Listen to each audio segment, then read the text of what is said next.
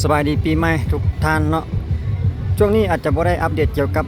ถนนหนทางเด้อพี่น้องเอ้ยอยู่ในช่วงระหว่างเทศกาลบุญปีใหม่ราวเนาะคือวันสงกรานต์ปี2026หรือว่าปี2569นั่นเองเนาะพี่น้องก็เลยจะเฮ็ดเกี่ยวกับการละเล่นบุญปีใหม่เฮาเดี๋ยวข้าพเจ้าจะลองสำรวจในขอบเขตบ้านทางงอนนี่เนาะเพิ่นมีการละเล่นบ่ในมือตำมิดเนาะคือมื้อนี้มือวันที่14พี่น้องครับบรรยากาศวันที่14ตอนแรงอยู่แถวขวาขามแม่น้ำเงิมนี่แหละเขตทางงอนเบิ่งข้าพเจ้าจะเล่นไปในรอบๆขอบเขตบ้านเฮานี่แหละเบิ่งว่าเพิ่นจะมีการละเล่นบ่อยู่ในริมทางหรือว่าตามแคมแม่น้ำริมเงิมแคมเงิมแบบนี้นะมาถึงจุดนี้ก็เขตอาหารเงินแพเดี๋ยวเราจะพาทุกท่านเลาะเบิ่งสลับมือตำมิดวันที่14ของเดือนเมษายนปี2026นี้ที่1พี่น้องโอ้จุดนี้คนมากางเต้นอยู่กับริมเงิมเลยอยู่ต่อหน้ากับเงินแพเมืองลาวนี่แหละโอ้เพิ่นก็เฮ็ดบรรยากาศดีเด้พี่น้องเด้กางเต้นใส่กับจุดนี่เลยโอ้สุดยอดหลายบ่าวผู้สาวงามๆเลยเนาะพี่น้องเพิ่นมาเล่นน้ำก็จะสายน้ำเงิมนี่เลยเดี๋ยวเราจะลองเรียนไปเขตฟังปันไฮลองเบิ่งว่าเพิ่นจะมีการละเล่นบ่อในมื้อนี้นี่เนาะขอให้โชคดีปีใหม่ทุกท่านที่ให้กันติดตามและรับชมกับวีนี่เนาะพี่น้องเดี๋ยวเราจะพาทุกท่านแล่นข้ามกูเอาไปเขตบ้านไฮอีกเขตหนึ่งลองเบิ่งสำหรับสายน้ำเงิมในช่วงระหว่างเดือนเมษายนปี2026นี่ก็นำใส่รายเย็นพี่น้องบรรยากาศการรองเรือรองแพนี่ก็ยังให้เห็นอยู่ว่าซั่นต่อไปทุกวันเวลาเพิ่นก็ยังเปิดให้บริการอย่างปกติอยู่เด้อสำหรับอาหาร2ฝากฝั่งเขตน้ำเงิมนี่นะเหมาะสมสำหรับท่านใดสิมาเล่นน้ำเล่นสงกรานต์ในช่วงนี้ถือว่าคักได้พี่น้องเลยเดี๋ยวเขาเล่นเข้าไปอยู่ท่าวัดเขตบ้านไฮก่อนพี่น้องแบบหนึ่งปีใหม่ฟ้าใหม่ก็ให้ทุกท่านก็เล่นอย่างมีสติเลยก็ให้มีความปลอดภัยโชคดีปีใหม่กันทุกตัวหน้าหันละวะเข้าไปดูบรรยากาศภายในวัดก่อนโอ้ก็ยังมีผู้คนมาเล่นน้ำแล้วก็มาส่งพระส่งเจ้าเนาะเด็หลายอยู่ได้นี่กำลังมากับนี่กำลังลงรถหรือกำลังขึ้นรถบนใจ หลายคนเพิ่นกันนิยมนะพี่น้องนิยมที่ว่ามาไล่ส่งพระแต่ละวัดหันนะบางคนก็ว่า7วัดหรือ9วัดประมาณนั้นแต่ละคนอาจจะบ่คือกันเนาะบางคนก็ว่าโอ้ไล่ส่งพระส่งเจ้าไปให้มันครบ9วัดบ่ประมาณนั้นหั่นนะเพราะเมื่อก่อนนี้ข้าพเจ้าเองก็ยังเคยได้มาได้เฮ็ดแบบนี้หั่นนะแต่มาปีนี้นี่คือสิบ่ได้ไปเลาะส่งพระดอกน้องมีแต่จิเลาะถ่ายคลิป นี่ทางวัดเพิ่นสวัสดีปีใหม่ลาววัดสมสวัสดิ์ไสมงคลบ้านไฮเมืองไสธานีนครหลวงเวียงจันทน์นี่เองเนาะก็ให้ทุกท่านโชคดีมีไสตลอดไปตลอดปีและตลอดไปว่าซั่นเด้เอาขอให้โชคดีทุกท่านเนาะพี่น้องเอ้ยเดี๋ยวเราจะไปเบิ่งสายน้ำเงินก่อนแป๊บหนึ่งหลายคนก็มาพาครอบครัวมาแบบนี้แหละพี่น้องโอ้คือลมเย็นดีเถอะล่ะต่อหน้าวัดเพิ่นนี่นะเบิ่งสังเกตใบไม้ใบโพพี่น้องลมว่อยเลยเย็นบรรยากาศดีทางวัดบ้านไฮเพิ่นก็จะมีท่าลงสู่สายน้ำเงินได้พี่น้องเป็นห้านอาหารของเฮือนแพราวเดิมชมเงิมสำหรับจุดนี้เนาะเขตบ้านไฮทางนั้นเพิ่นกำลังรองแพเพื่อชมบรรยากาศสายน้ำเงิมนั่นเองบรรยากาศดีทั้งสองฝากฟังเลยพี่น้องหลังคาสีแดงกับห้านอาหารของอุ่นคำหลังคาสีแดงอุ่นคำนำโชคแล้วก็มาหลังคาสีฟ้าๆนึงกับของห้านอาหารเมืองลาวจุดนี้สีเขียวเฮากับเราเดิมชมเงิมนั่นเองนี่ก็จะประมาณนี้แหละพี่น้องวิธีเพิ่นมาส่งพระแต่ละวัดหันเนาะ แน่นอนล่ะแต่ละคนที่มานี่เพิ่นก็ต้องได้เลาะไปครบเก้าวัดนะตามที่แน่ๆคือส่วนหลายจะเป็นเก้าวัด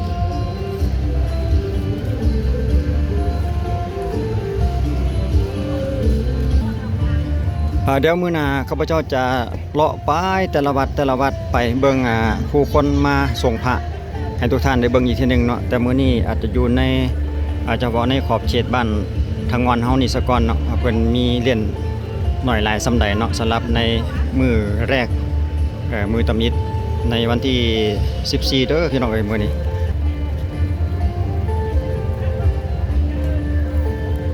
รู้สึกว่าจะมี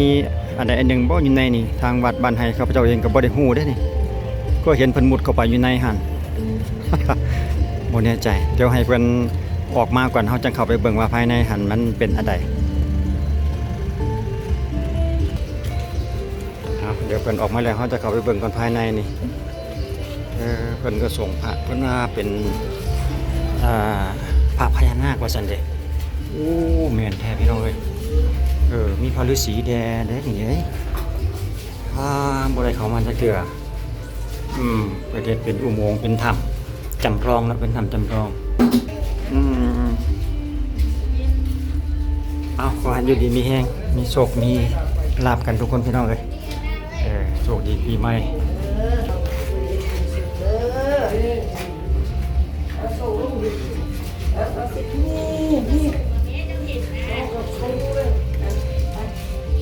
เพิ่นวันยังมีพระอีกองค์หนึงอันเด้เป็นรูปหินเพิ่นแกะสลักเป็นรูปหินเป็นพอลางๆนี่เนาะ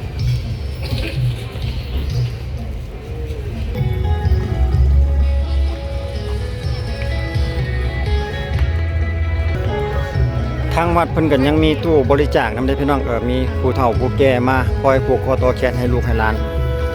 ท่านใดที่มีจุดประสงค์ที่ว่าอยากจะให้ผู้เฒ่าเพิ่นผูกแขนให้แล้วก็รดน้ำมนต์ให้สิน้ำมนต์ให้เพิ่นก็มีคอยบริการทางด้านนี้เนาะทางวัดเพิ่น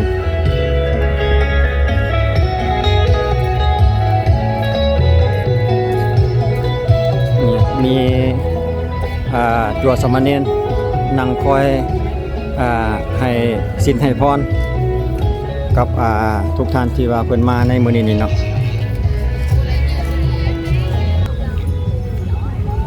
ลมเย็นพี่น้องบรรยากาศช่วงบ่ายๆค่ายแรงเย็นสบายหลายคนก็ถ่ายรูปชมวิวกับสายน้ำเงิม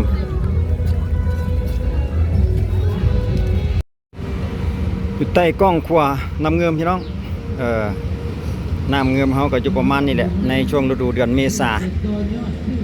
ถือว่าบ่น้อยแล้วก็บ่หลายพอดีเล่นพอดีเที่ยว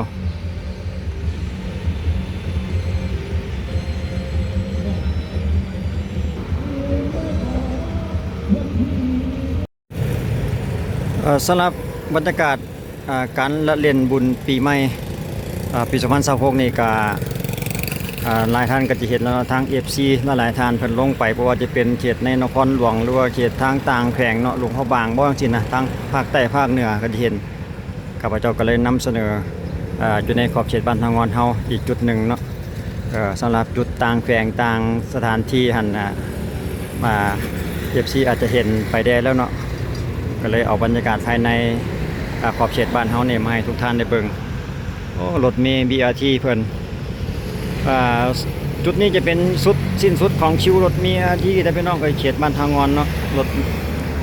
รถเมล์ให้บริการจะมาอยู่ที่โซนขวานี่แหละโซนขวาทางงอนเฮาจุดนี้ก็ส่วนหลายเพิ่นก็จะมาถึงที่จุดนี้แหละมาอยู่ที่โชคทวีมาร์คให้บริการทุกวันวันสันต่อไปการเล่นรถของรถเมล์ BRT นี่เนาะเขตบ้านทางงอนท่าสว่างนี่เด้อ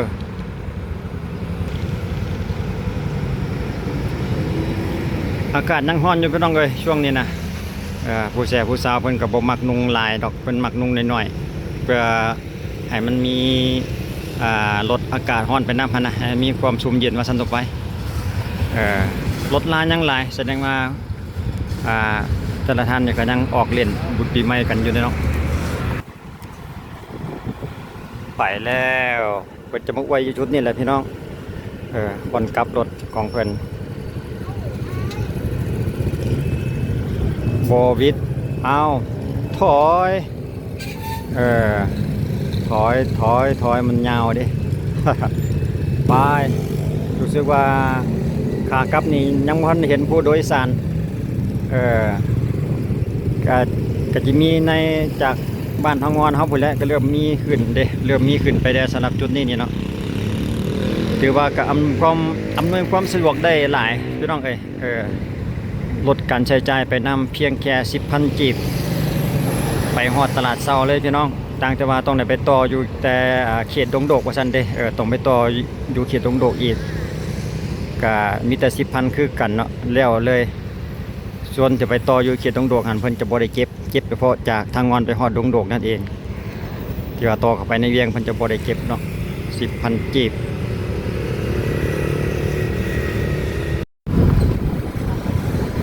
โอ้เด็กน้อยสาดน้ำเทียมทางเรือบันละวันได้บาทจังซี่เลยพี่น้องเอ้ยห้ามเขาบ่ได้หรอกเด็กน้อยนี่นะนี่อัปเดตปั๊มน้ำมันให้เบิ่งก่อนแป๊บนึงพี่น้องยังให้บริการปกติน้ำมันมีตอบสนองในช่วงปีใหม่โอ้รถมีBRTแล่นผ่านพอดีเด้ปั๊มน้ำมันนะโอ้ผู้สาวเพิ่นมาจอดพักอยู่ปั๊มน้ำมันเด้นี่เนาะไปเรียนอยู่เขตน้ำเงือมเพิ่นบ่จักเนี่ยเกียมสิไปแล้ว2สาวเพิ่นถือว่าให้บริการอย่างปกติพี่น้องเอ้ยสำหรับปั๊มน้ำมันต่างแต่ว่าราคาก็ยังแพงอยู่เด้อช่วงนี้นะ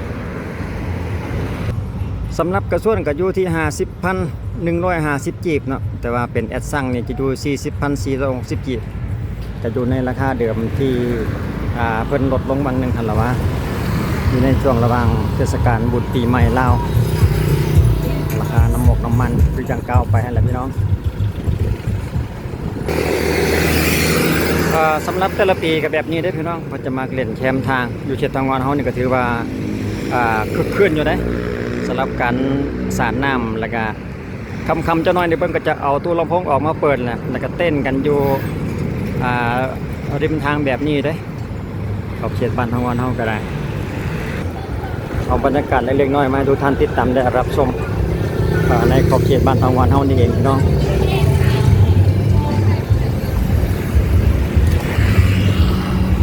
นี่สำหรับกลุ่มนี้ก็คือกลุ่มหนุ่มสาวกันนั่นเองโอ้คนทำโพสารได้ประเด็นห้องเงียงกล้องถือว่าหูจะกว้างอยู่เพิ่นบอกงูกันเองว่าอย่าสาดเด้อคนว่าเด้เดี๋ยวยานถือกล้องเฮานี่มวนๆพี่น้องก็ถือว่าเริ่มเด่นกันหลายอยู่พี่น้องเลยอีกจะน้อยนี่มือนี่ก็ยังจะเทียนหลายได้นี่เด้กลุ่มแก่งที่ว่าเอาทางใส่รถแล่นเลาะแบบมันก็มีคือกันเด้เดี๋ยวขอซุ่มมึงก่อนพูดไปละเดี๋ยวเลยไปแวะเบิ่งของการบ้านทองเงินก่อนแป๊บนึงว่ามื้อนี้เพิ่นมีกิจกรรมมีการเพราะว่ามันมีหน่วยงานเวียนยามเด้เพิ่นจัดตารางเวียนยามไป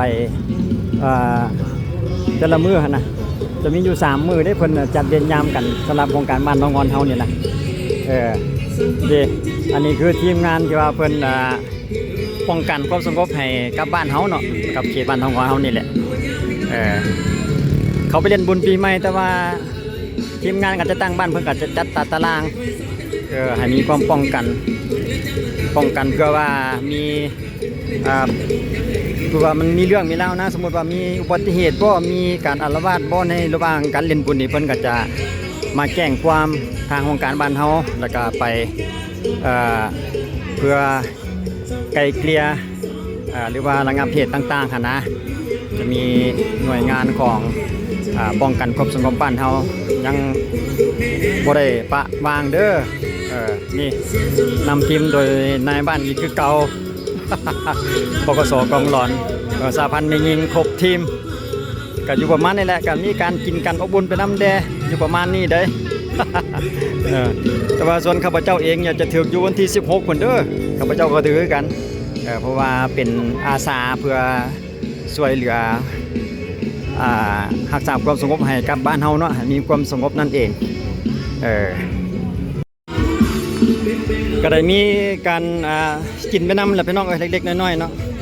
กับบดึงขนาดเมาไม้เดี๋ยวมาเบิ่งทางภาคส่วนการปิ้งปลานี่ก่อนนี่หัวหน้ากองหลอน สหายไข่เป็นผู้บริหารเกี่ยวกับปิ้งปลาโอ้ยังดิ้นอยู่เลยปลานะ ปลานิ่นแล้วก็ในปลาปากมั้งหันว่าปลาตะเพียนเนาะปลาปากกับแก้มกินมวนๆไปเพื่อให้มันบ่มีการง่วงซึมหันละวะกินไปน้ำแล้วก็ล้มกันไปน้ำประมาณนั้นออกจากห้องการบ้านห้องงอนเขามาต่อกันที่ทางด้านหน้าตลาดพี่น้องมีห้านคำหลายๆร้านคำรู้สึกว่าจะปิดทั้งหมดเลยสำหรับมื้อนี้เนาะบุญปีใหม่นี่ยังมีอีกทีมหนึ่งห้านขายเกี่ยวกับโทรศัพท์คนก็ตั้งแก้งกันเล่นสาดน้ำกันอยู่แคมทางเลย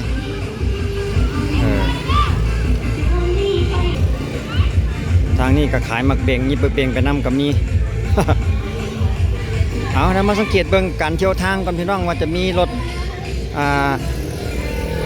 ถจักรเที่ยวผ่านไปผ่านมานี่มีคนเล่นหน่อยหลายสำใดเบิ่งรถเพิ่นก่อนรถจักรคันใดเรียนผ่านไปผ่านมาเนี่ยถือว่าบ่ผ่านเด้ต้องได้จอดเอาน้ำสะก่อนประมาณนี้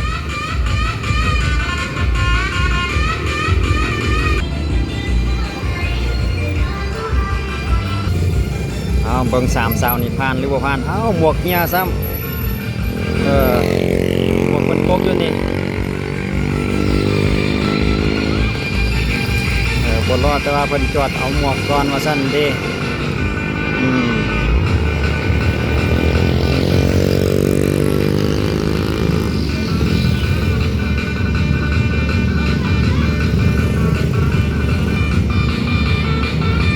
พอดีก็มาเฮีย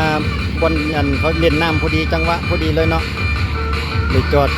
ให้ผู้บ่าวสาดน้ำสะก่อนจะได้ซุ่มจะได้เย็นเจอดึงเข้าไปในเลย เขาไปเต้นน้ำเขาพอดีเลยแล้วเนาะมวนพี่น้องเอ้ยอยู่ตัวหน้าตลาดเขตบ้านทองฮอนเฮาโอ้เสื้อสวยงามพี่น้องรู้สึกว่าจะมีหลายหลากมาก4เสื้อต้อนรับบุญปีใหม่รถรากันยังหลายคือเก่าพี่น้องเอ้ยเขตบ้านทางงอนเฮานี่ส่วนหลายก็เป็นรถจักรวัยรุ่นแบบนี้แหละก็จะมีเพียงสำนี้เลยพี่น้องเอ้ยเอาบรรยากาศเล็กๆน้อยๆให้ทุกท่านได้เบิ่งไปนำในบรรยากาศอยู่ขอบเขตบ้านทางงอนเฮาอยู่ประมาณนี้แหละเนาะสำหรับบุญปีใหม่